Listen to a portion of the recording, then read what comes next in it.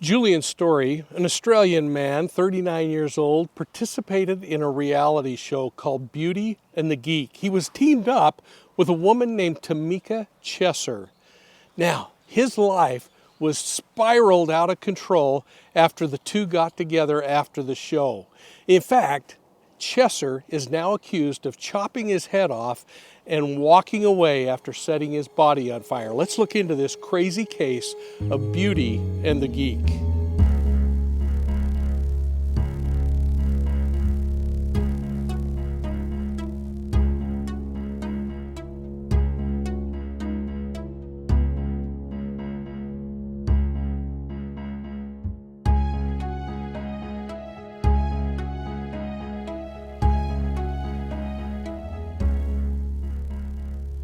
Well, hey folks, welcome back to Profiling Evil. I'm Mike King, and you know, I've been working all over the world on criminal cases, supporting law enforcement for the last 20 years of my career. Everywhere from Southeast Asia over here into Australia, where I am today. In fact, I'm here working on a documentary about serial killers that's going to drop around Christmas time, so I hope you'll watch for that one. But you know what? Every once in a while, there's a case that rattles even the most seasoned investigators, and that's the kind of case we're talking about today. It's the shocking murder of a man named Julian Story in a small fishing town called Port Lincoln, South Australia.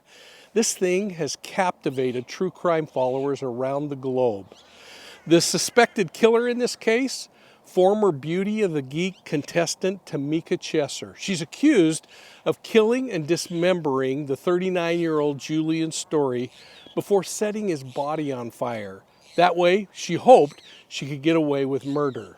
She tried to do this thing as if nothing happened. In fact, this imagery is showing her walking down the street after setting his body on fire and believed to be carrying his head in this satchel right now. So the question becomes, what pushed this situation over the edge? What were the warning signs that were missed? Most importantly, what can we learn from this case to better protect ourselves and the people that we love? Now, before we dig in, take a moment and hit the like and subscribe button. Please share this video with your friends. You know, at Profiling Evil, we really try to look at the behavior behind brutality, not just for shock value, but to recognize the patterns that allow predators to hide in plain sight. Now again, today we're heading to southern Australia, to the town of Port Lincoln. It's a rugged little town along the southern coastline.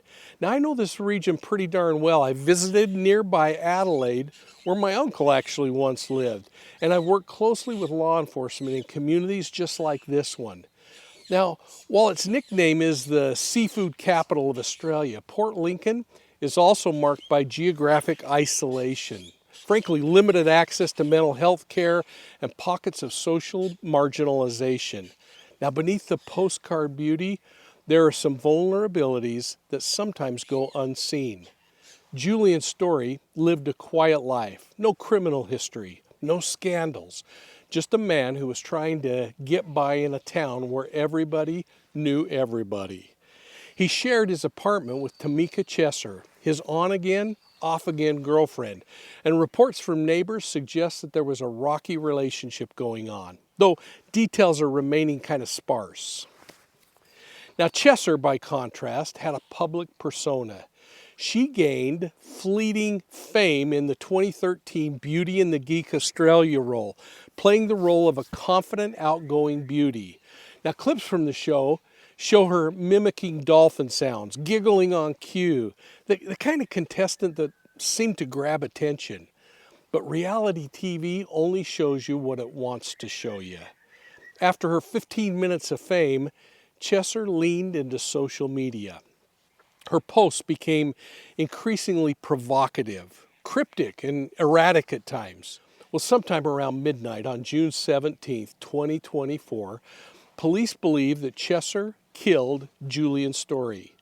She remained in the apartment with his body for more than a day and a half, and then on the afternoon of June 19th, she set his body on fire, likely in a failed attempt to destroy evidence. But the horrors didn't stop there. Julian had been decapitated. His head was missing. Now, Chesser was found shortly after, naked and catatonic in a neighbor's home. She wasn't running away. She wasn't resisting. She was simply gone, mentally and emotionally vacant. Now, authorities quickly took her into custody, and she's since been held under a forensic medical mental health order, and she's deemed at this point unfit to stand trial. Well, I had the chance to talk about this case with Chris Stewart on Law and Crime, and I wanted to share a couple of key moments, but I'd encourage you to go over and listen to the entire interview. But let's catch this particular section. Joining us now to talk about this, former police commander and the host of Profiling Evil, Mike King. It's always great to have you, Mike. This is a case, we're talking about an international story, and I know you have actually done some work in Australia, so you're a great person to have to talk about how this investigation might go. But no matter what country this happens in, I mean, it's just a horrific case. It's an incredibly sad case. And you have this scene that police come upon where there was a fire and then a dismembered body. As an investigator, how do you handle that situation when you walk in through the door? Well, I think a couple of things that are really important here is when you respond to something like this and there's a fire. Number one, you obviously are going in and you're trying to make sure that people are safe inside. I don't know, there's not a report suggesting whether law enforcement was the first people through the door or a fire was the first people through the door. But regardless, they're going to first go to check that body and make sure that anyone inside is evacuated out and taken care of. Can you imagine for those police officers or firefighters walking in and finding a body that is missing its head? Right. And so it happened, according to police, they believe the suspect or the victim in this case died around midnight. And then the call for the fire department was around 3:30. And yeah, to your point, a firefighter thinking they're responding to an apartment fire, and then they find that. Good example of how you just never know what's going to be behind a door in that line of work. You're exactly right, Chris. And one thing Yeah. to add is the complexity now for the investigator, because you have an exigent circumstance going on where that fire might still erupt and really be something that consumes the entire building. So what are you going to try to capture on imagery or capture from an evidentiary standpoint in those waning seconds or minutes that you might have? Now, if they were able to quickly contain the fire and they were confident that that crime scene was secure, then of course you have a lot more time. But they had to be making decisions about whether they try to remove that body knowing that the head is missing. Are they able to capture any evidence? Are they collecting any visual evidence, like running around with body cameras and maybe even their own mobile phones trying to get as much evidence as possible?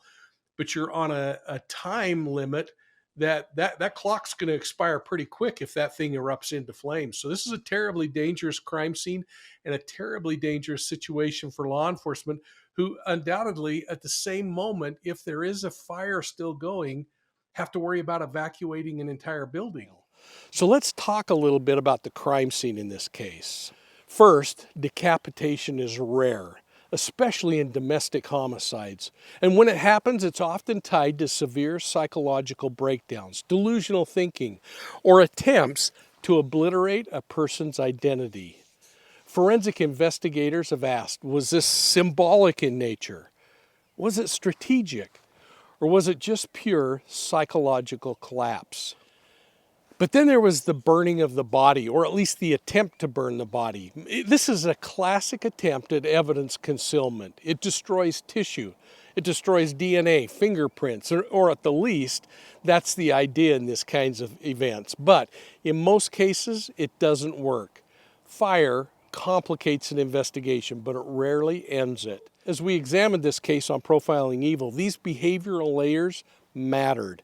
Chesser may have been psychotic, but she also took steps, post-murder steps, that indicate a degree of awareness. She got dressed. She left the apartment after setting the fire.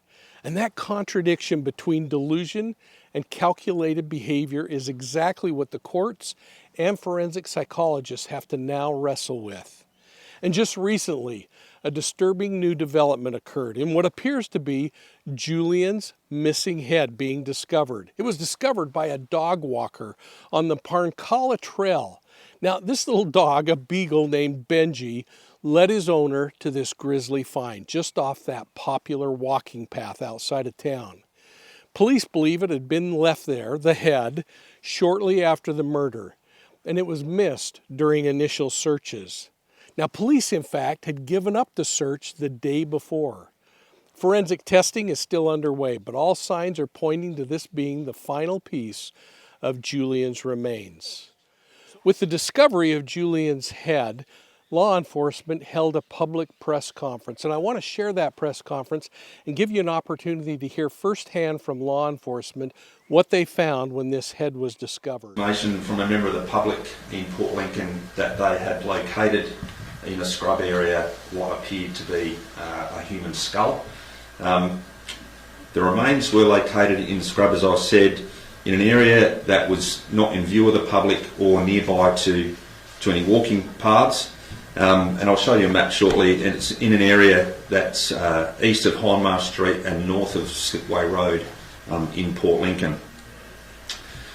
This area had not previously been searched by police, and it was not an area of interest to police with the information that we had at the time. Preliminary investigations and phone calls to Forensic Science Centre has provided information that the remains are most likely human, and I believe that they are the remains of Julian Story. To confirm this, however, those remains are going to be subjected to further forensic and scientific testing over the coming days. Those remains currently remain in Port Lincoln, and we'll return those to Adelaide so that forensic testing can occur. Julian's family have been contacted today, provided an update in relation to what has been located and now what the ongoing process is for police from here. Again, they're very happy with the progress that we've made and being kept updated. Still planning for a funeral, which I believe to be towards the end of next week. But hopefully we can give them some comfort that we've found all of the remains of Julian. Major crime detectives have been redeployed to Port Lincoln this afternoon to continue this investigation. The area in which these remains have been found is now being treated as a crime scene, and it's going to be subjected to a thorough search. We hope to start that search as early as this afternoon, and we expect that it will continue into tomorrow. Given that the area is now a crime scene, a police guard is present at that area, and I just ask for members of the public just to stay away from that area for the time being while we process that scene and we conduct that search. That would be much appreciated.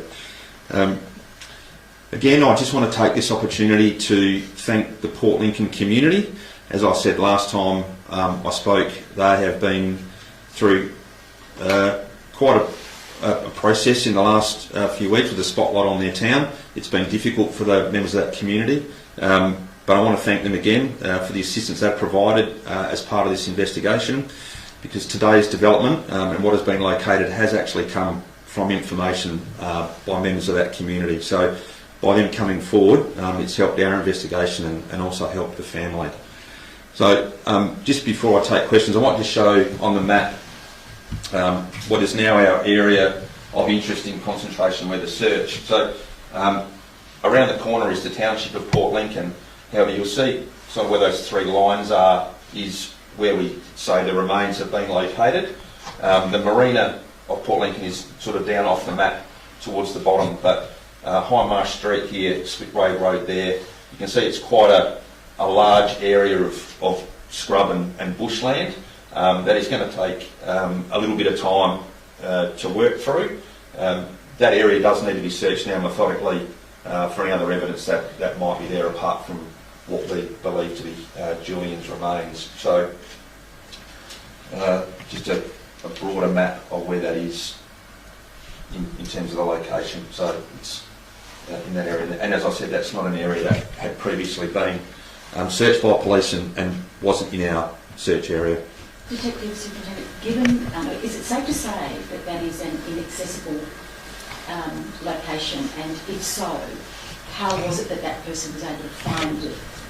Look, it's not inaccessible. It is an area, and you'll see on the map there are some walking tracks through there. My understanding is that the person who contacted us today was walking their dog in that area. One of those situations where the dog ran off into the scrub. The dog didn't come back immediately on being called.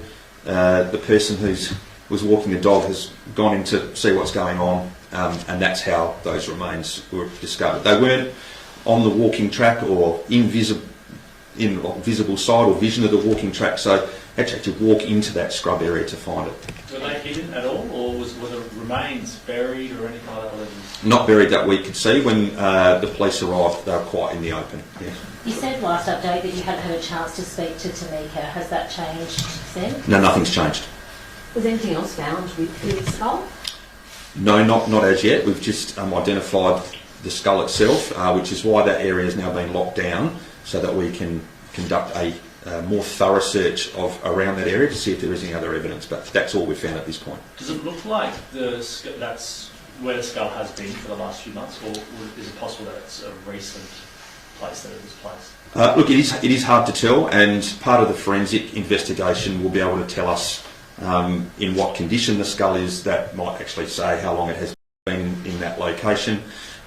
We'll work through all of those details. It is quite possible that it has been there for the amount of time this investigation is going on, but we're working through all the different scenarios as to how it's got there. What does this mean for your investigation? It means a lot. It means that we can finally give Julian's remains, provided it is Julian's remains, which I believe that it is, some comfort to the family, that we can get all of his remains back to them. But also for our investigators who have been working away tirelessly around CCTV and putting a brief of evidence together for a murder brief for the court.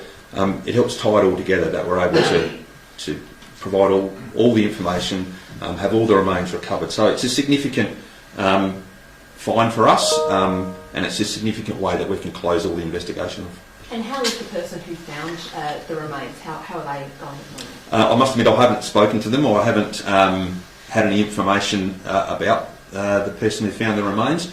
Can I just say again, we thank them very much for contacting the police and pointing us in that direction. We'll clearly be taking a statement from them in due course and checking in on their welfare. As a local community member, they would be well aware of what we've been doing over there for the past few weeks. So again, thank you to that person who's made that call. It's significant for us and for the family. How far away from the murder scene is this location? It's some distance. I don't know the exact distance, but streets away. Suburbs away in some respects. The murder scene was on the other side of Port Lincoln. This is on the marina side, and where the murder scene is on the other side of the township. So it's some distance away. And will it be Look, we hand our exhibits into Forensic Science Centre. They prioritise with all the work that the Forensic Science Centre do, with many cases that go through their doors. So they clearly know of the importance of this. They will prioritise it as they need. So as soon as we know results, we'll clearly let you know. But we'd expect a result soon. And as for your search for other evidence, is there anything particular you're looking for, or is it just police procedure? No, much of it is police procedure.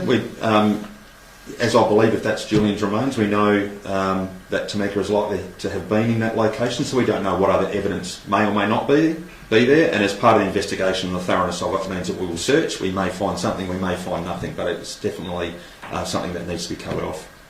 So let's kind of circle back. First off, this big development in the case.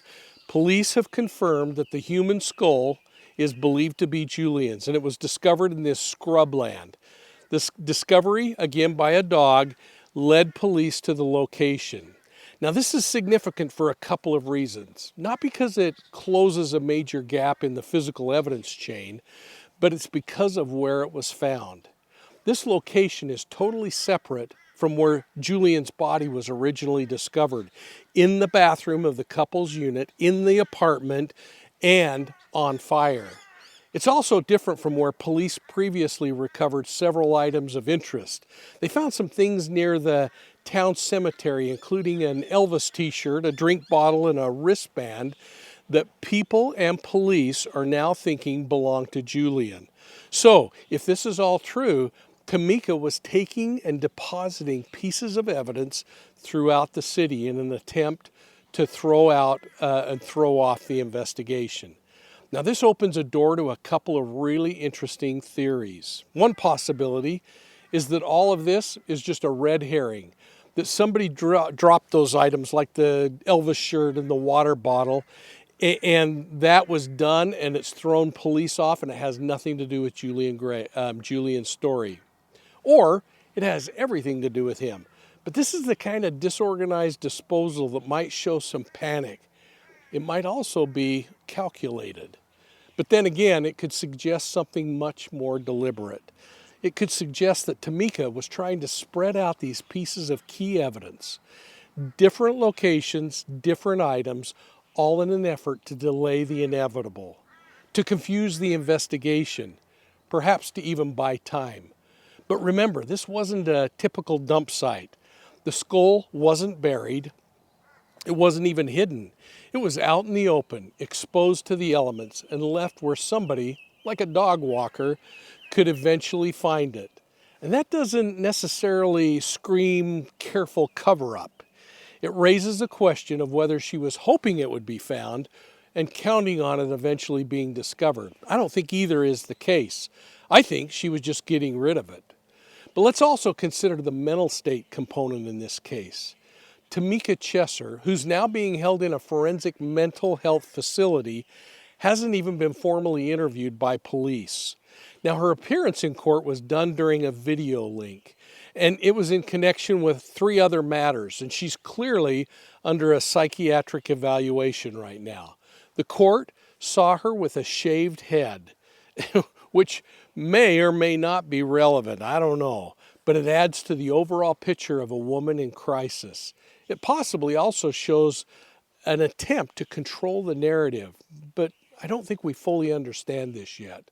Now, meanwhile, investigators have been working overtime, scouring the scrublands, looking through the reserves, the trails, even sending divers into Boston Bay.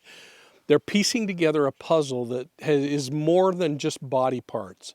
It's a puzzle full of timing, behavior, location. It's a puzzle made up of decisions, both in the aftermath and during the crime. A crime that is frankly unthinkable. So the bottom line, this case is starting to look less like a spur-of-the-moment murder, less than a crime of violence and passion, and more like a crime that unfolded in stages, possibly across multiple scenes. Whether it was premeditated or chaotically unraveled is all remaining to be seen. But one thing's for sure, finding Julian's skull may have been the key to unlocking what really happened. What really happened inside that Port Lincoln apartment unit, and that led to a trail of evidence even into the bush. So where does justice go from here? Chesser remains in psychiatric custody. There's no trial date been set. The legal system has to determine whether she can even be fit to plead one way or another. Meanwhile, Julian Story's family continues to grieve, and the town of Port Lincoln is left reeling in the wake. Well, I had a chance to talk with Jesse Weber on Law and Crime about this case, and we explored a couple of pretty intriguing points that I want to just briefly share. But I want to encourage you to go over and watch that entire interview, and I want to thank Jesse and the Law and Crime team. And since this gruesome discovery, police have been working to piece together Tamika's movements in the days leading up to the killing, because she doesn't drive, and investigators believe she may have traveled on foot to dispose of the evidence. And they released CCTV footage showing her walking her dogs during that critical window, hoping someone in the community might recognize her or recall seeing anything unusual. On July 23rd, officers that were searching a nearby area discovered several discarded items: an Elvis Presley t-shirt, a drink bottle, a wristband, all partially hidden in this underbrush. And according to Superintendent Darian Fielkel, these items have been submitted for forensic testing, including DNA analysis. And the Elvis shirt, that detail especially, could prove important because both Tamika and Julian were apparently known Elvis fans. Again, adding possible significance to this find. But despite weeks of searching and even some promising discoveries, the trail seemed to go cold. July 24th, more than a month after Julian's remains were first found, police officially called off their search, and the superintendent told reporters that investigators had, quote, exhausted all areas of interest and had no further leads on the missing head or other potential evidence, and it was a grim turning point in an already disturbing case. But then just 1 week later, July 30th, that's when everything changed. And we're going to get there. We'll talk about it. Mike was talking about it as well. But Mike, back to you. How critical is tracking a suspect's movements, such as being on foot in this case, to build a timeline to gather further evidence? Well, I absolutely important, as we are starting to see from the digital trail that probably we'll learn more about when law enforcement starts to prosecute, when this thing goes actually to trial, if it ever does. But I think then we're going to see cell phone information that will show that Chesser is leaving the home. We can see the fact that through some CCTV footage that's already been captured that she's walking those three dogs. At one point, she has a bag in her hand and her handbag. Now, again, if this is a concerted effort to piece by piece remove that body from the house and throw it out into the brush, it becomes kind of intriguing because that Parmcala, I think it's Parmcala Trail, where the body, the head was recovered, is really right in line with where her residence is off of the old Flinders Highway Trail there. And I've been in again, that area, and I know that area pretty well, especially the Flinders Highway. And the thing that's intriguing there is it's only about a 5-minute drive, but it could be a 45-minute hike along that trail to the place where I think the head was recovered. And again, that takes her right past that pier, which I think is so significant if you're really trying to get rid of body parts out into the ocean, because that's going to get you a lot deeper into the water than trying to throw something from the shoreline. How reliable is forensic testing, like DNA analysis, on discarded items that maybe were found weeks after a crime? Absolutely reliable. I mean, we've seen it over and again where they're talking in the I don't even know the number they use, that is like millions of degrees of certainty that this is the same DNA. But this is still a pretty fresh piece of DNA, even though it's been in the water where it's going to start to decompose more quickly, especially in salt water. And again, with the animal life coming on there was probably no tissue attached to the skull at that point, but they certainly were able to extract from inside of the bone marrow and get what they needed, or perhaps some joint tissue like ligaments where they were able to get it. And then they have an absolute way of identifying the body parts recovered in the apartment complex. Like the Elvis Presley T-shirt, the drink bottle, the wristband, all that was hidden in this underbrush. I mean, that's going to be critical to determine what the DNA suggests about it. And again, it was found in this kind of central location, this underbrush, a very specific environment, but weeks later.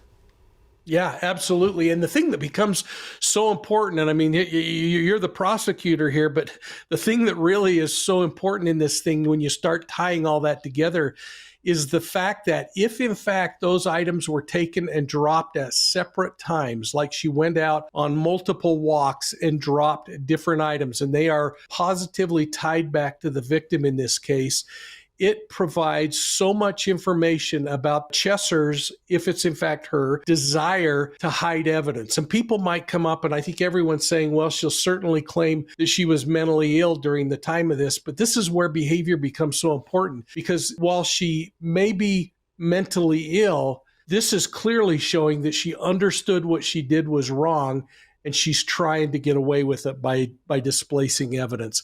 And I think that is so much more powerful than just a claim that she might be mentally ill. Well, there you go, folks. I hope you'll go and check this case out in a little more detail. I also hope you'll check out Profiling Evil on Facebook, Instagram, YouTube, and Twitter.